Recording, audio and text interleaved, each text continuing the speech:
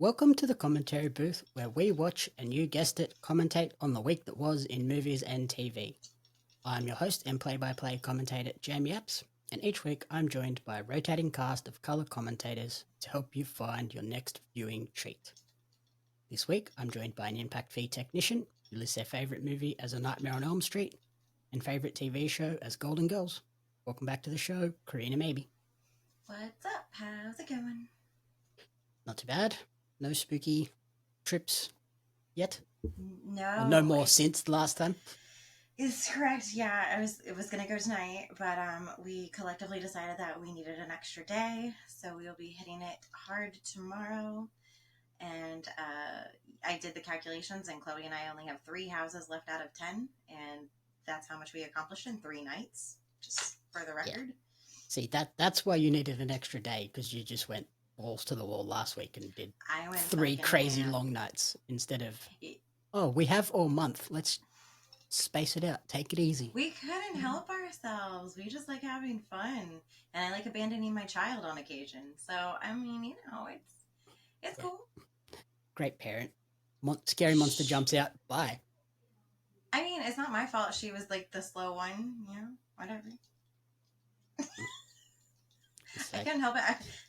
I ran in that fight or flight moment. She did not. It's like the old Australian saying, I don't have to be the fastest swimmer in the world. I just got to be faster than that guy so the shark eats him.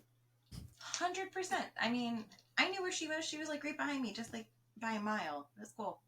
Yeah, she was right behind you, getting attacked by the killer. It's fine. I mean, whatever. They would have returned her eventually.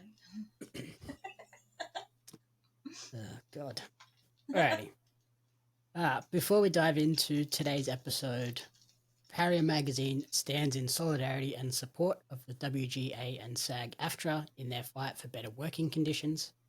Our publication has always been focused on the creative brilliance of these individuals rather than on the business of film and TV. As such, we will continue to highlight their creative talents during this time so that their contributions to our entertainment are not overlooked. That strike is almost at the longest strike in history. Yeah, I'm in shock that the companies have let it go on for so long without just like biting the bullet and coming to an agreement, because in the end they're the ones suffering. Like, everything's at a fucking standstill, so good luck. Especially when they keep they're doing all their like financial reporting at the moment, and they're saying like, because we haven't got any films on the slate past this certain date, it looks like we're going to lose X billion dollars, and all of those metrics are higher than what it would cost them just to accept the union requirements. I was going to say, like, there is no way that they're going to recoup from this for a very long time. Like, I don't see anything that's even been remotely, like, rumored after this ends to be bringing in that kind of money to make up for how long this has gone on for, because it's ridiculous at this point. I mean, nothing's going on except for like, what is it, A24 is allowed to do it right now, and like one other company or something like that. Yeah, there's like 2 companies that just went, yeah, we'll pay it, whatever. Yeah, so I mean, good on them, and they're going to be flourishing while everybody else is like, fuck. Yeah, I just don't understand why they don't just go, okay, let's just pay a fair wage for everything, pay royalties, because looking ahead, they're going to lose 3-4 times as much money by not putting anything out over the next 12, maybe 24 months. Yeah, and I feel like, honestly, the big production companies are probably thinking, oh, they're eventually just going to get tired of it and we're gonna win our way. But in reality, the actors and the writers hold everything in their hands, because without them, you don't got anything. So I don't know what to say, but on to bigger and better things. I think the big holdup is the like streaming platforms don't want to have to reveal their numbers on what shows are doing well, because I get the sense from like what we've been hearing coming out recently is it's not necessarily their original programming that is driving viewership and subscriptions. Like, just Netflix alone, Suits has been like the highest viewed show for the last like 3 months. And it's been out for so long, and Netflix was lucky that they got it when they did. and it's doing so well, but they didn't have a hand in anything other than paying to have the rights to it for now. Like, and they're not paying royalties. Yeah, so I mean, all of those that's actors have insane. the most popular show on streaming at the moment and aren't getting any benefit from it, which kind of sucks. Right. And to be fair, nothing against Netflix because they do put out some good stuff, but there are some times where I'm like, they either have a hit or a miss. There's nothing like in between right now. And more recently than not, a lot of their stuff, with the exception of One Piece for the most part, hasn't been all that impressive. So it's going to be, I think, very hard for them to recover as far as like original productions are concerned. That, and I think a lot of the problem with their original stuff is it's like 6 to 8 hour long episodes and that's it. Like, whereas you look at Suits and it's like, what, 24 episodes a season of like 40 minutes? And it's like, yeah, 40, that's what people want. minutes. Yeah, like, I don't care about having like hour-long one-season episodes of things. Like, yes, it's great to stream it all at one time and not have to wait every week to get a new episode, but at the same time, like, it's just not, it's not working for them. They need to release like 2 seasons at a time at this point to keep everybody happy with what's going on. And like a lot of the time with the streaming things, they just want something to chuck on in the evening before you go to bed or while you're eating dinner. Like, you want something that you're going to have for ages and like have heaps of episodes to get through, not necessarily like, oh, there's like Disney's the worst.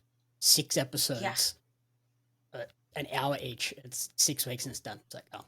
And it's crazy to me, like, I mean, don't get me wrong, I love Disney. Disney's one of my favorite things in the world, you know that. But they also haven't been impressing me with the shit that they've been putting out. Like, so for them to just expect people to be content with a 6 to 8 episode series that comes out weekly is a really big stretch for them, in a big ask, I think. So I don't know. I feel like a lot of these streaming services might be better off when this ends to just focus on maybe making some quick movies or something and popping out like, you know, a 1.5 hour movie to satisfy everybody while they work on other stuff. Because I feel like that is where they're maybe having a better strong point and versus series. I hope it sort of forces a few of them to consolidate too. Like, I think that was the big boon for Netflix when they first came out. They had a bit of everything. And then once they got into that original programming, everything kind of splintered off again. So now we've got Netflix, we've got Disney, we've got Apple, we've got Paramount. Like, okay, there's too many now. Can we condense back into like 1 or 2? That was the joy of it. Yeah, and then what's crazy too is like a lot of them, they have like the same stuff, but then they want you to, it's weird, like they offer you, oh yeah, like Paramount, for example, like you can get Showtime stuff if you have a Showtime subscription through Paramount. And I'm like, why do I want to link all of my fucking subscriptions into another subscription? If I want a fucking Showtime, I just subscribe or go to Showtime. I wouldn't go to Paramount for my Showtime. So it's just a very messy kind of situation, I think. And I think there's too many options now. So now moving on to today's topic. This week we're emerging from the sewers, covered in ooze, as we review TMNT Mutant Mayhem, the latest Teenage Mutant Ninja Turtles animated film, computer animated superhero movie directed by Jeff Rowe, who co-wrote the screenplay alongside Seth Rogen, Evan Goldberg, Dan Hernandez, and Benji Samit, produced by Nickelodeon Movies, Grey Pictures, and Paramount Pictures. The movie follows the Teenage Mutant Ninja Turtles as they work to earn the love of New York City while fighting against an army of other mutants. What did you think of this one before we deep dive? You know what I thought of this movie. I dislike this movie. I don't hate it. It's not that it's terrible. I just don't like it personally because I am a 90s Teenage Mutant Ninja Turtles baby, and you can tell me no different. And that is all I'm going to say on that. And I told you, we're going to have very different opinions on this movie because I did not like most of it. You're crazy. But I watched it because I care. I care, and I'm here for content, and I'm here to be the odd one out for you. So that is my job, and I'm here to do that. I'll agree it wasn't fantastic, but I really still enjoyed it. Like, it was a fun movie, and I think that's kind of what I was expecting from TMNT. Like, I wasn't going in there expecting a mind-blowing experience like Spider-Verse, but this was enjoyable, and I liked the art style. I know you weren't a fan of the art style. What is it? I told you it looked like a bad comic on like animated bad comic or something like that. I think yesterday. Mm-hmm. Yeah, it just was not with. My problem is with these animated films. I am a very old school 2D animation person through and through. I love it. I think it's a beautiful art, and it's very lost. It's also very expensive. I'm aware, but fuck it, we're throwing money and we're doing Ninja Turtles. We might as well fucking do it, right?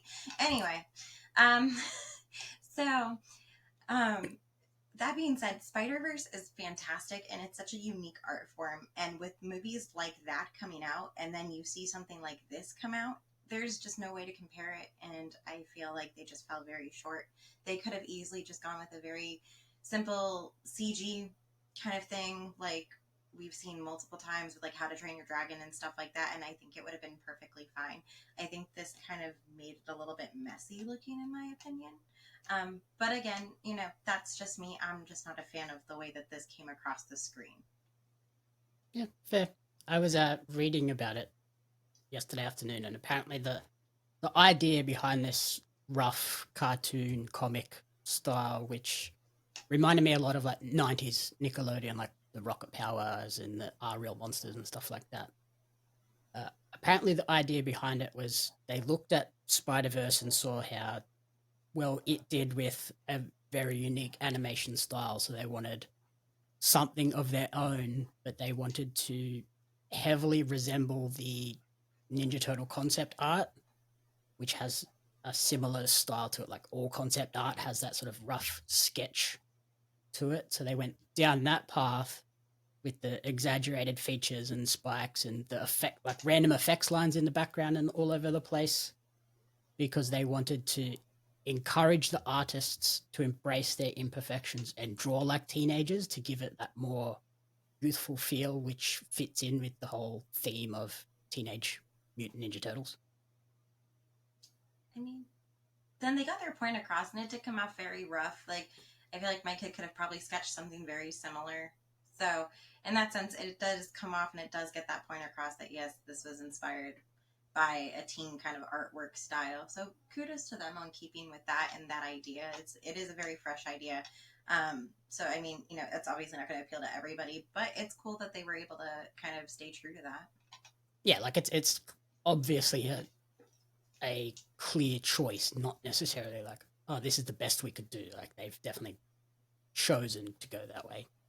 Mm-hmm. And there was a fun little Easter egg in terms of the animation as well, with when the turtles are planning how they're going to thwart Superfly. Did you see as Donnie's like imagination like starts to come through, we see images of the turtles, and the turtles in that plan are the 1987 animated series Turtles. No, I didn't notice that, but that's really fun because that was a really, like, that show was really iconic back in the day. Mm-hmm. Yeah, when they popped up, I was like, whoa, that's the early Turtles. I kind of almost want to rewatch like that sequence now just to see that, because yeah, that's fun. I can't believe I didn't pick up on that, but that is really fun. Yeah, so I do appreciate all the little like nods to like 90s and stuff like that was throughout this film. I will give it that. There was a ton of different like references in there and stuff, so I'm really happy that they were able to do that. Yeah, on the references front, I think they were a little heavy-handed with that sort of stuff. Like, I understand that these are teenagers, so like a lot of like teenage conversation is like pop culture related, but holy dooly, there's a lot of references in here that are like just in your face. There's no subtlety about a lot of them, and it's like, okay, maybe a little bit much. Yeah, I mean, that is very true. It was very in your face and very forward. But I mean, it worked in the settings that they were in. For instance, like when they're going down the hallway and the kid's like, "Oh my god, look at that locker! It's Attack on Titan. They like anime." I'm like, "Oh geez, like way to go." That's totally a high school thing though, like writing on lockers and stuff like that. So, um, it is kind of in your face in a lot of it, but I think it was necessary in parts probably. And you sound like Batman.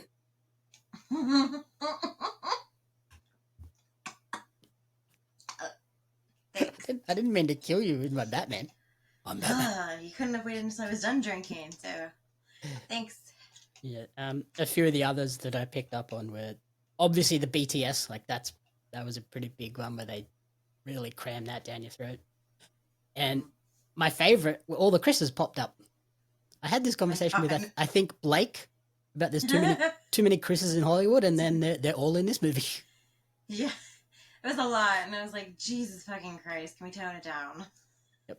Chris Pine, Chris Pratt, Chris Evans as cardboard cutouts. I was like, okay, all the Chris's are here. Cool. It's too many fucking Chris's.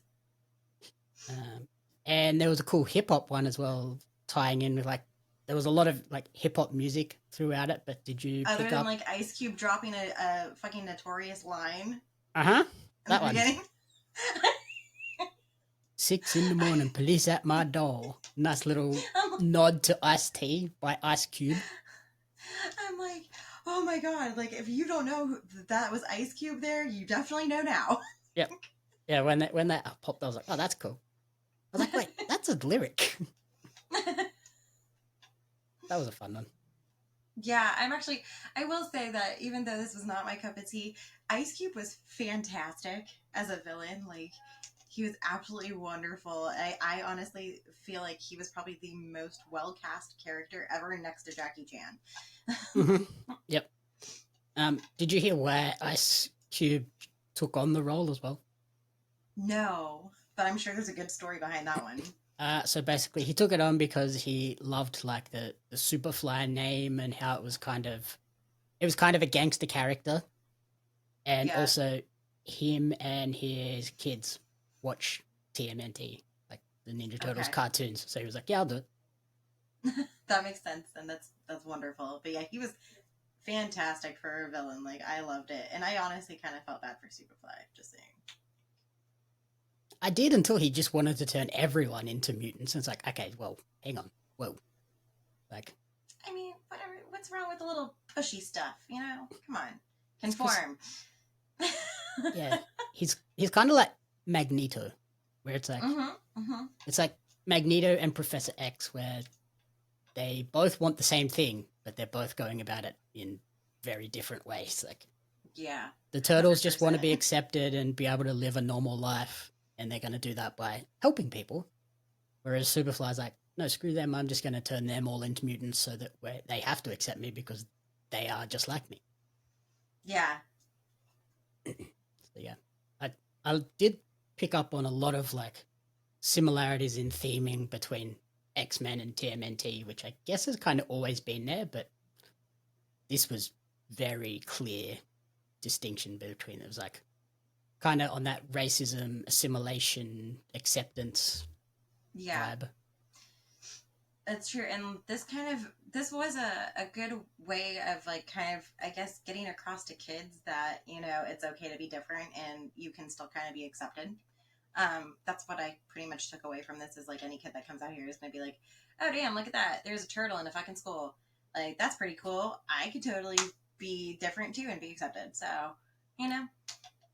even within like the four turtles, they're all very different but accepting of each other. Like we have massive anime nerd kid Donatello. Then you have like Leo, who's just like the straight-laced good guy who just flat out snitches on them when they do something wrong. It's like, what are you doing, Leo? Shut the fuck up. Raph is kind of just a crazy goofball, and then Mikey's just an angry man. In terms of the casting, what did you think of the four turtles who, for the very first time in the series, were performed by teenagers? That's a really cool concept to have teenagers performing as teenagers. I like that. I did, however, point out, I don't remember what turtle it was now because I just was half asleep. Um, but one of them was way too young sounding to be a high schooler. Like they hadn't quite hit their puberty stage yet, I guess, or something, because they just seemed very, like, it sounded like they were more like 10 or 11 versus like high school, like 14, 15. So Yeah, that was my one thing. I don't remember what one it was, but you uh, know what I'm talking it about. was Micah Abbey as Donatello, and Okay. he is, I think he is quite young. Just looking up how old he is. Born in November 8th, 2007. So that makes him what? 16? 16, 17. Jesus Christ. He sounds way younger. Yeah. He looks young. Oh, okay. So yeah, he was Donatello, and yeah, he sounded young. We had Sharon Brown Jr. as Michelangelo, Nicholas Cantu as Leo, and Brady Noon as Raphael. I thought they were all really fun, but yeah, Donatello's voice probably sounded a little bit too young. Yeah. But yeah, they did their roles well. Especially, like, I don't think that this might be like one of their breakthrough things or very like early on in their career. So I mean, it's a good start for them. Especially, I think voice acting's a little difficult because generally you're not seeing the people you're interacting with when you're doing that. So you kind of just have to put your own emotions in there and pretend like you're in that scene, which can be more difficult, I think, than actually acting things out. So kudos to them for being able to do that. Although they did do something different with this one for the voice acting. Like you said, Hmm. normally you wouldn't be like you'd just be in a booth by yourself recording your lines and needing to get everything across in your own voice. But for this one, they actually got groups of people together. So for each scene where there was multiple people like with the turtles, Hmm. all four of the turtles were in the sound booth together, recording Oh, okay. together so that they could play off each other a little bit and improvise a bit more. That's great then. That's fantastic for them because a lot of people wouldn't get that opportunity. So that's a great advantage for them to have that so early on. Especially as like young kids, like I imagine this is probably like their first straight voice acting role. So to be able to just kind of Hmm. still work like normal actors, not have to go, okay, I have to learn a whole new skill set of projecting all of these emotions through my voice only. Yeah, So yeah, they had up to 7 actors at a time could be recording together for this one, which that's is, pretty massive. I think it shows, like it definitely comes across a bit more fluid with some of the scenes and like not so stilted. Like that kind of happens with animation sometimes. Like you can definitely tell that they're separate and they don't sync up with how a certain character says a line and then the other person reacts to it all the time. Yeah, there's like different tones sometimes when that happens, and you can definitely tell like the pitches of people's voices with things. And then the rest of the cast, Jackie Chan as Master Splinter, perfect casting. Yes, very much so. Like if anyone was going to be Splinter, it had to be Jackie Chan. The only other person, Jet Li, but Jackie Chan all the way. And I like that they kind of gave us his origin story as well at the start. And I did find it funny that he technically touched the ooze after the turtles, but they basically like, but because I was already older when I touched the ooze, I became an older mutant, and you guys were still baby Also, mutants. Master Splinter with a fucking afro or like curl fucking thing. Oh my god, that was pretty good. Not gonna lie, pretty good. We mentioned Ice Cube as Superfly. What did you think of Ayo Edebiri, aka Sydney from The Bear, as April O'Neil? She did great actually, and I didn't know it was her until you told me about that. But it's fun to see her branching out now because she got so much recognition for doing the bear because it's such a monumental show.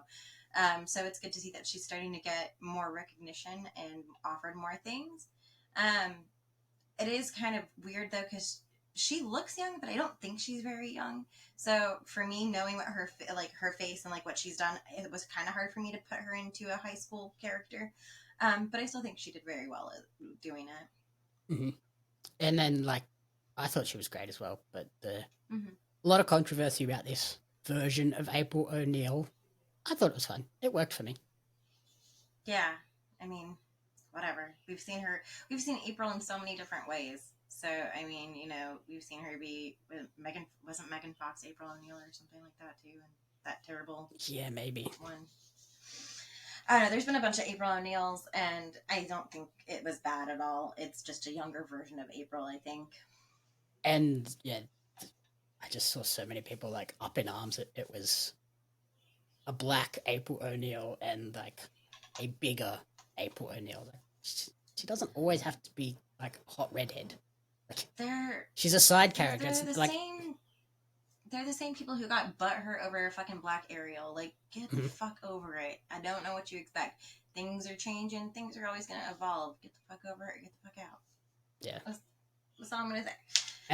It's not like they turned the turtles into alligators or something. Like, no, and I mean, if they did, then I guess we'd have a Florida situation. So... yeah, so I was like, whatever. It's fine. Yeah, I like the character, I had no problem with it. Yeah, she was really fun and you know, super smart and just like an all over like great add to the cast. I'm glad that they didn't decide to leave her out. Like, I feel like if you have a Ninja Turtles movie and you don't have April in it, then you don't really have a Ninja Turtle. Mm-hmm. So. And then some of the bad guys. The one that obviously stood out the most, Giancarlo Esposito as Baxter Stockman, the scientist that created the ooze that ultimately created the Turtles. He's Gustavo Fring from Breaking Bad and a plethora of other things now. I thought he is in everything, and I love him for it. Like, I didn't know his name for the longest time, and then when the last Far Cry game came out, or one of the last Far Cry games came out, I'm just like, that's the guy from Breaking Bad. Like, I don't fucking know his name, but I know who he is. I think everybody does that. Anytime they see his face, they're like, oh, that's the Breaking Bad guy. Yeah, so, and the fact that he's like in literally everything, and he always plays like a gangster or he's always a some bad guy. Of, like, I've never seen him play a good guy. I don't think he could. It'd be really weird if he was just like, here, sport. No, like, he needs to be like, where's my money, bitch? Mm-hmm. Who else did we have? We had Maya Rudolph as Cynthia Utrom, the like woman that is rarely hunting the turtles, trying to milk them. Oh my god, can we not? Can we not? Because that was not fucking necessary at all. You don't want to whip out the Mega Milker 3000? I don't know how they got away with naming a machine that in a kids movie. Like, I thought it was funny. The whole conversation, like, I thought I was hearing shit. That's why I had to message you. I was like, did they really just say, like, they're getting milked? Mm-hmm. Yep. No. Mm-hmm. The fact I didn't even realize that was Maya Rudolph. The accent was so heavy on this character. It was kind of crazy. Yeah, she's not very recognizable. To be honest, most of the bad guys, their voices were like obviously caricatures of certain things, so they weren't all super recognizable. Like even John Cena as Rocksteady, like it's there, but it's not just John Cena talking like John Cena. Right.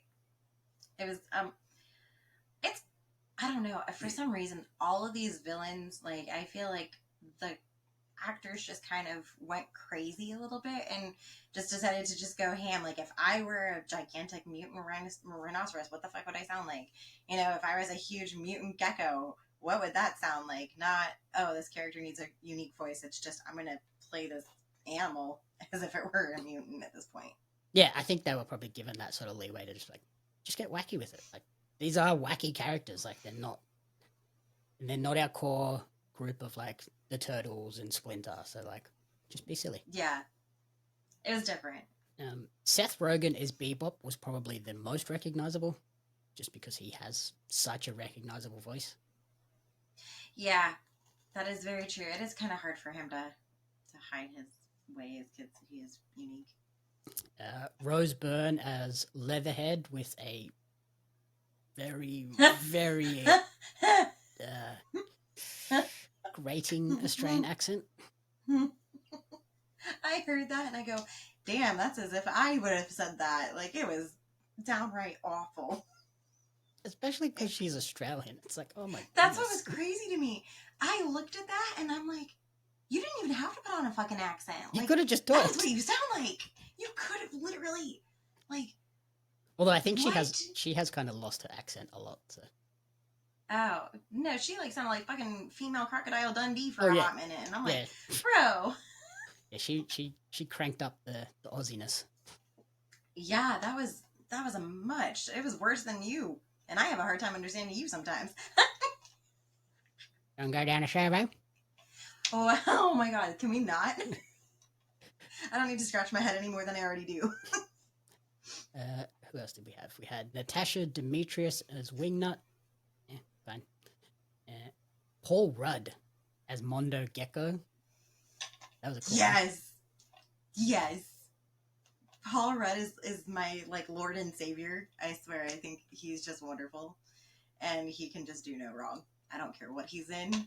It's just wonderful with Paul Rudd. Hannibal Buress as Genghis Frog. And do you know who played Ray Fillet? No, but you're gonna blow my mind probably. That was Post Malone.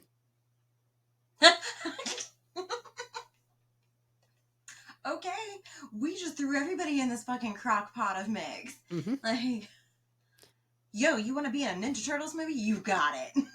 And yeah, now knowing that, it's funny that he keeps trying to sing. It's like, oh, good job, Post Malone. That's hilarious.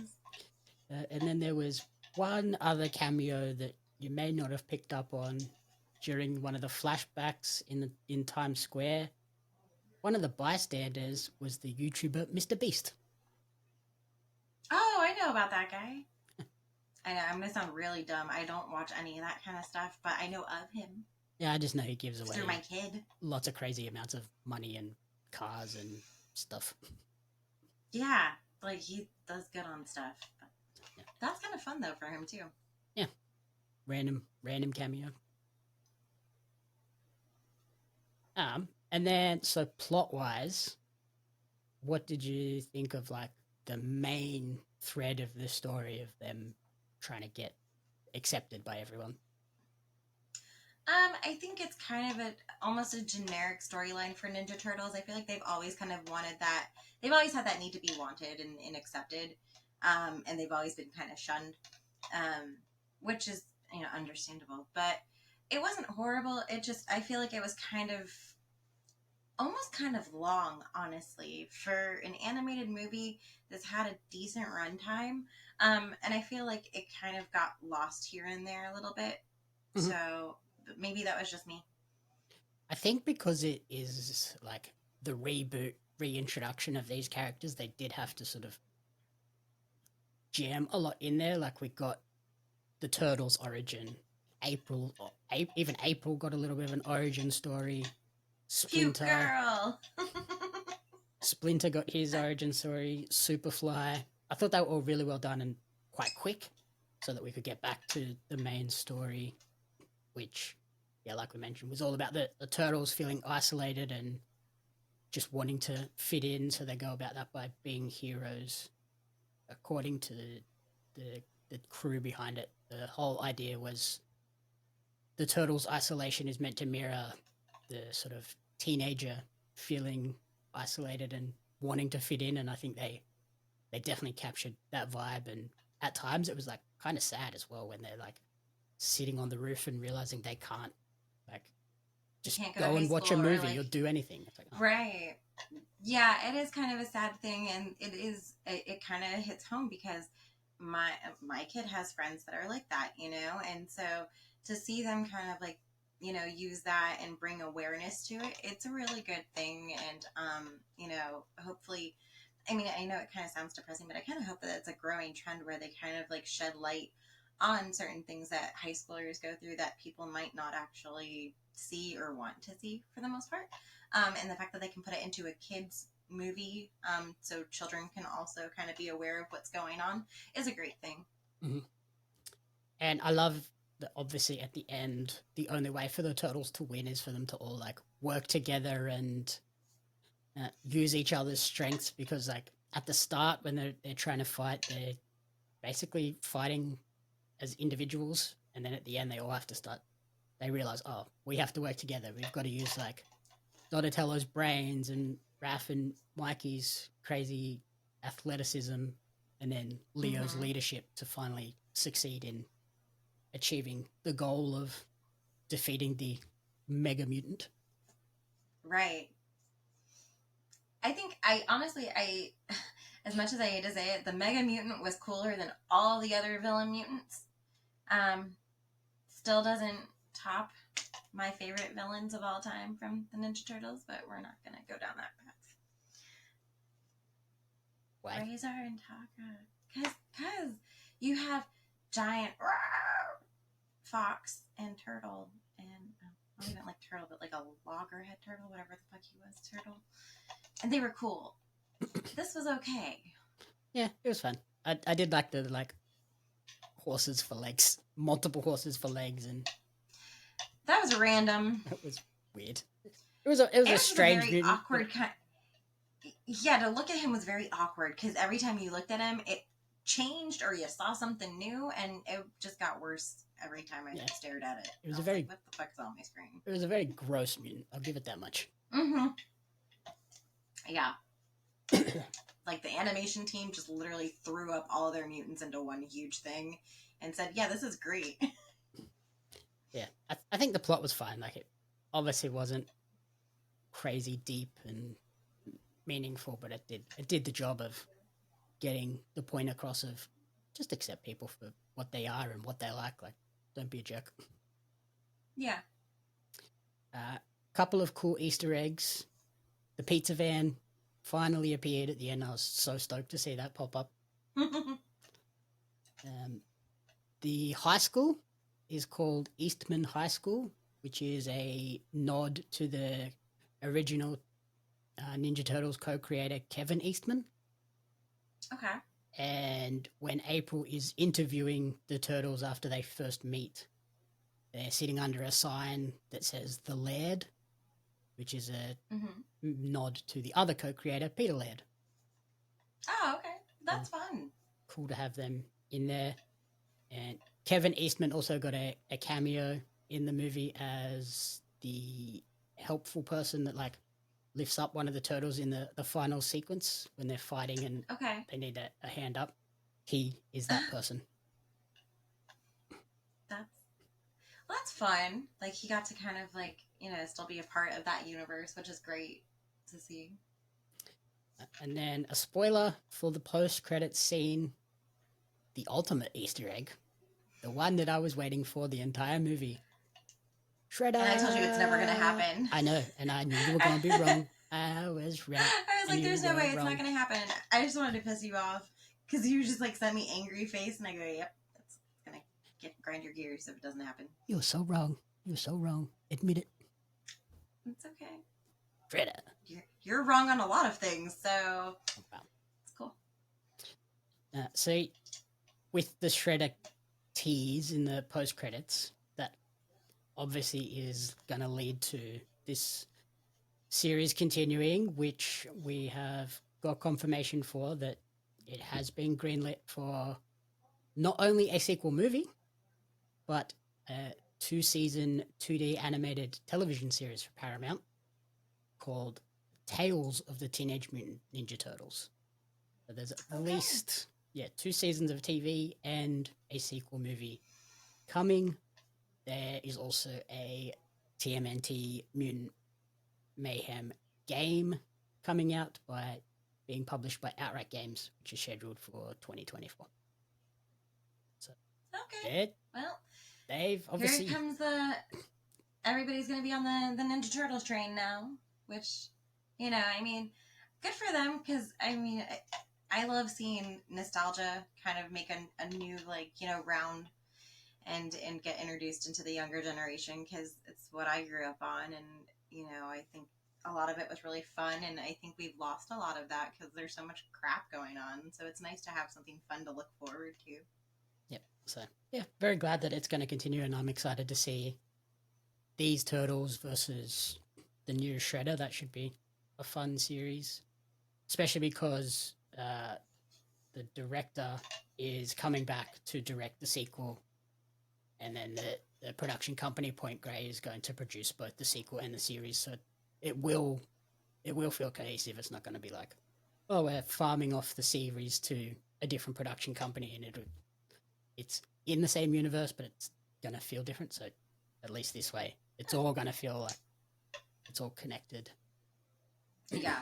No, that'll be good, because I hate watching things and it's supposed to be in the same universe and you can tell it's very, very different. It's no bueno. And the Turtles are making a bit of a renaissance with this movie, the sequel stuff, the tie-in game, but there's also a Teenage Mutant Ninja Turtles: The Last Ronin game being developed as well. So that one looks really cool, because it's based on the comic The Last Ronin, which is basically about one of the turtles after the others are all murdered. Oh, okay. Well, that took a very dark turn. It's a dark one, very like samurai, out on his own, getting vengeance story. Very Batman/Turtles. I'm not mad about that, honestly. I'm down for that. I'm keen for that. Yeah. And obviously, with all of that stuff spinning off, there has to be a reason behind it, and it's basically very profitable by the looks of things. Budget of $70 million. So far, as of September 7th, so it was released in Australia on September 7th, so all of our box office hasn't been counted in this yet. It was at $153.5 million. Yeah, I was going to say, because it came out almost a month ago, probably, over here. Mm-hmm. So yeah, I've known about it for a minute. So yeah, that's actually crazy, and good for them for being kind of like a small kind of movie that, it wasn't small to produce, but I don't feel like it got as much attention as other animated films. So right on for them. Yeah, so they've doubled their money without even including Australia yet, or any digital releases. So it should begin to really rack up the money, and obviously, hence why they've greenlit to continue more stuff. That's awesome. So as we close out, in terms of... Actually, before we close out, random question. Who's your favourite turtle? Raphael.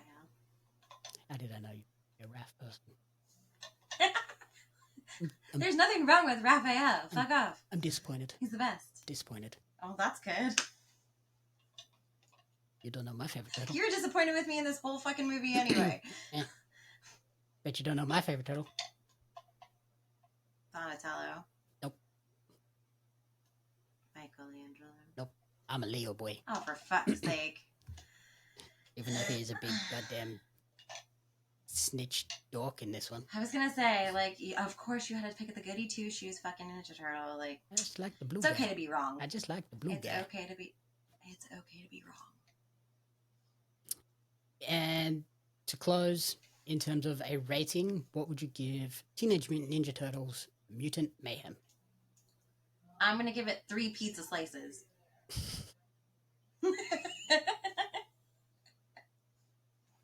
Okie dokie. There you go. Pepperoni pizza slices. Yeah, I would probably give it a 3 as well. Yeah, not necessarily one that you need to rush out and check out in the cinemas, but definitely something to hit up when it hits streaming here in Australia, and I'm assuming it's probably already available over there. Yeah, I think Amazon's gonna have it soon to purchase or rent or something, so it's coming soon. Wouldn't Paramount have it? Surely Paramount have it. I don't know.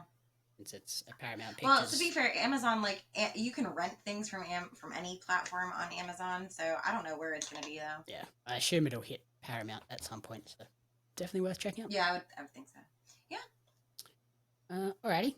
Thank you, everyone, for listening to the commentary booth. If you enjoyed the show, please remember to rate, review, and subscribe on podcast services and on YouTube. You can follow Corrina on Instagram at Miss Corrina Renee, and you can follow me on social media at JamieUps Media and at Pario Magazine.